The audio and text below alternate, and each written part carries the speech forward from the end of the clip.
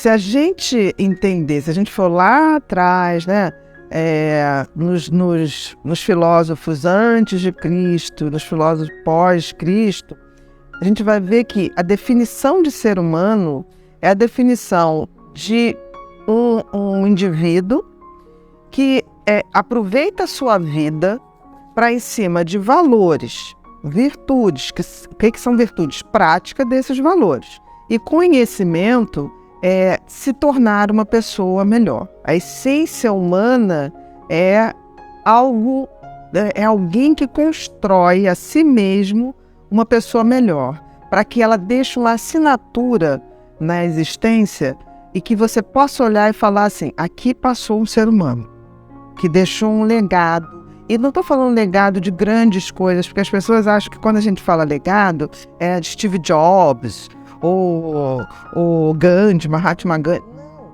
Uma pessoa que se torna uma pessoa melhor, ela já está se tornando melhor para ela e para o mundo. Ser um ser humano mesmo, em essência, é a nossa função. Por exemplo, se você pensar, qual é a função do sol? Aquecer, iluminar. Qual é a função de uma árvore? Fazer fotossíntese, gerar oxigênio. Qual é a função de uma baleia? Nadar, comer outros peixes. Então, assim, toda a existência, toda a natureza tem uma função. Cada ser vivo e até não vivo tem uma função. Uma pedra, qual a função da pedra? Ser um objeto absolutamente resistente, para que eu possa fazer construções. Né? Eu não faço construção de coisas que não resistem ao tempo. Né? Então, da mesma maneira que tudo na natureza tem a sua função, o ser humano também tem a sua função. A diferença é que o ser humano tem a inteligência racional e tem a consciência para guiar esse desenvolvimento. Então, por exemplo, a mente, né, a razão desenvolve a minha maneira de ser racional. Já o meu coração, o meu sentimento desenvolve a minha alma, né?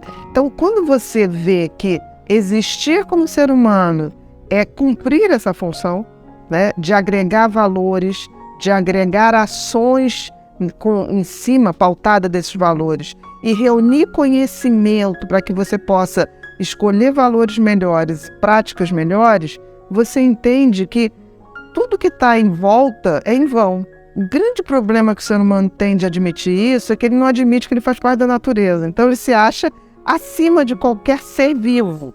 Ele é superior. Exatamente. Então ele não acha que ele tem uma função, ele acha que ele vai construir a função. Eu acho que a gente pode até construir a função, mas não podemos deixar de ser seres humanos. E seres humanos é exatamente isso, aumentar o nível da nossa consciência. O que é a nossa consciência? É observar, porque tem uma coisa, os pensamentos, eles por si só não fazem a evolução. Eu penso uma opção de coisa. Agora, quem é que escolhe os pensamentos no sentido de eu vou usar o meu talento para isso? É a minha consciência. A mente, o cérebro, ele só produz pensamentos, como várias outras formas de vida tem. Agora, como eu trabalho isso para o meu desenvolvimento, aí é o meu nível de consciência, que é algo que está acima da existência material. Então, o que ela está colocando, eu acho que eu falei aqui de uma forma geral, da essência do ser humano.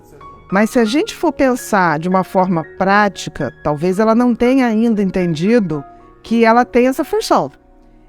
A coisa mais fácil para fazer, para você começar a trilhar essa estrada de ser um ser humano de verdade, dar dignidade à sua vida, é procurar seus talentos. Porque o talento é algo que lhe foi dado, de alguma maneira, por alguma força, que você pode acreditar que seja lá qual for, e que você tem maior facilidade para fazer aquilo e fazer melhor. Se você escolhe os seus talentos, identifica seus talentos e bota ele a serviço da sua existência, você está dando sentido à vida. Você está dando sentido à sua existência através dos seus talentos.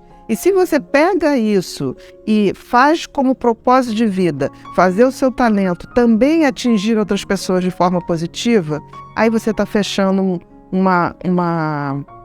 esse ciclo onde certamente você vai dar dignidade ou vai fazer valer essa sua essência humana, com certeza. Gaste tempo em ler coisas que realmente vão te somar, que possam ser material de reflexão, mesmo, de crescimento. Então, assim, a gente tem uma coisa de entretenimento, as pessoas querem se divertir, mas o crescimento humano passa por conhecimento, e nem sempre diversão vem com conhecimento. Então, assim, essa coisa que as pessoas têm de estudar uma coisa chata, estudar uma coisa que te dá a possibilidade de ser alguém melhor, porque você precisa de conteúdo. Eu vejo muita gente falar sobre muitas coisas, se posicionar sobre muitas coisas, mas é tudo posicionamento em massa. Viu alguém falar que aquilo é bacana e sai reproduzindo, não sabe nem do que está falando, não tem ideia de onde vem. E não tem como a gente tentar ser um ser humano melhor sem beber na água de pessoas que vieram antes da gente e já fizeram isso. Se a gente pensar bem, por exemplo, os filósofos clássicos, Platão, Aristóteles, Sócrates, Epicuro, Epiteto, são pessoas que você vai ver ali, eles não tinham tecnologia, não tinham WhatsApp, não tinham nada. E eles falam tão profundamente da essência humana, só que tem que a gente acha assim, mas isso é antigo, não vale. Vale. É que nem a questão do herói. Nós precisamos de herói? Precisamos. Muito de herói. Porque o herói nos inspira. O herói não é que ele seja muito acima da gente. Ele está 2, 3 passos na nossa frente, para que a gente possa ver e ter como exemplo, né? Porque se ele estivesse tão acima, eu não teria inspiração nele, entendeu? Então a gente precisa de heróis que são pessoas que deram um passo a mais que a gente. Não são tão extraordinários, deram um passo a mais. E isso é importante para nos inspirar. Às vezes a linguagem seja um pouco mais hermética, mais fechada, porque se falava de outra maneira, né, naquela época. Mas sempre tem, e hoje com o conhecimento da internet, você tem pessoas maravilhosas falando sobre filosofia de forma agradável que você possa entender. Se você não entender, se entender o autoconhecimento e não entender o conhecimento do ser humano, que o ser humano está aqui há muito, 200 mil anos, como Homo sapiens. Se você não estudar um pouco disso, você não vai entender de você, porque você descende disso. Então, assim, a gente tem que estudar história, a gente tem que estudar filosofia, a gente tem que estudar um pouco de psicologia, um pouco de medicina, porque nós somos assim. Não é à toa que, por exemplo, os grandes filósofos eram pensadores, não eram filósofos. Nós que chamamos de filósofo. Porque se você for ver, por exemplo, Newton estudava, era filósofo, era cientista, era físico. Você vai a Leonardo da Vinci, gastronomia, engenharia. As pessoas, como não tinham tanto entretenimento, as pessoas estudavam mais. Os grandes gênios se fizeram quando não tinha distrações, entendeu? Então, hoje a pessoa acha que vai estudar, você é engenheiro, então não vou estudar mais nada, como se isso fosse um grande peso. Não é. Sentido da vida. Qual o sentido da vida se a gente for observar pela forma lógica? Você nasce carequinha, sem dente, sem saber nada, sem andar, sem falar. Aí você vai se desenvolvendo, aí cabelinho vem, dentinho, troca o dentinho, estuda, beça, Aí quando chega lá, 40, 50, 60, você começa o cabelo diminuir, daqui a pouco os dentinhos também, cai mais cedo, dentinho, você vai perdendo um pouquinho de memória e um dia você vai embora. Qual o sentido lógico da vida? Se você for pela lógica, nenhum. Mas aí, se você for pensar bem, se a vida lógica não tem sentido, cabe a gente dar sentido à vida. Por isso que o ser humano tem o tal do livre-arbítrio. Você pode escolher dar sentido à sua vida, pode deixar a sua vida passar em vão. E aí o sentido da vida, eu digo o seguinte, se tem um sentido na vida, ele vem com pista. Eu acho que foi dado pista, o Criador deu pistas pra gente. E eu acho que a grande pista para você saber o sentido da vida são suas aptidões, são seus talentos, os seus dons. Porque as pessoas vêm com aquilo, não é uma coisa. O que é o talento? É uma coisa que você faz desde criança muito mais fácil do que outras coisas. Tem crianças que têm aptidão, têm dom para matemática. Tem crianças que não têm, tem para arte. Quem não monta, cria coisa. Tem para arte, tem para pintura. Então, assim, eu digo que o sentido da vida A gente tem que facilitar, observar quem eu sou, o que eu faço diferencial, o que eu fui dotada, né, para escutar as pessoas, para ajudar as pessoas. Aí eu vou pegar e vou dar sentido à minha vida.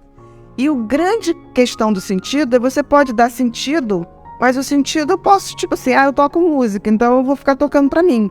Aí que vem o propósito. Porque o propósito é executar o sentido da vida. Eu vou executar o sentido.